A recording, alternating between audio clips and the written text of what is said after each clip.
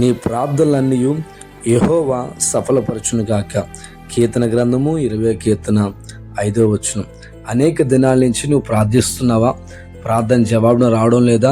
అయితే దేవుని ప్రార్థన ఆలకిస్తున్నాడు.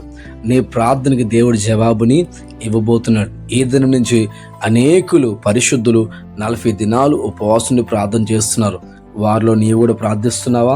అయితే నీ ప్రార్థన దేవుడి జవాబుని ఇవ్వబోతున్నారు. ప్రార్థన ప్రారంభిస్తున్న నీవు ముగింపు వరకు ఆగకుండా ముందు కొనసాగు. అద్భుతాలు దేవుని జీవితంలో జరిగేదని ఇష్టపడుతున్నాం. మనకు మాదిరిగా యేసుక్రీస్తు వారు 40 దినాలు ఉపవాసం ప్రార్థన చేశారు. మోషే 40 దినాలు ఉపవాసం ప్రార్థన చేసి దేవునికి ఆజ్ఞలు పొందగలిగారు. అనేకులు ప్రార్థన చేసి అద్భుతాలు చూడగలిగారు. కొన్ని సమస్యల పరిష్కారము ఉపవాస ప్రార్థన వల్లే సాధ్యమవుతుంది. ఎస్తేరు యూదుల రక్షణ కొరకే 3 దినాలు ఉపవాసం ప్రార్థించగా దేవుడు అద్భుతమును జరిగించారు. నినివే పట్టణం ఆ ఘోరాతి ఘోర పాపం వారి మీద ఏలుబడి చేస్తున్నప్పుడు వారందరూ ఉపవాసం ప్రార్థన చేస్తున్నప్పుడు దేవుడు నినివే పట్టణం ఉగ్రతను తప్పించి ఆ పట్టణాన్ని కాపాడగలిగాడు.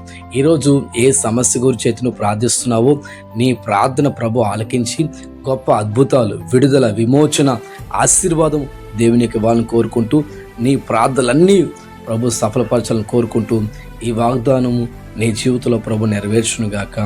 ఆమేన్.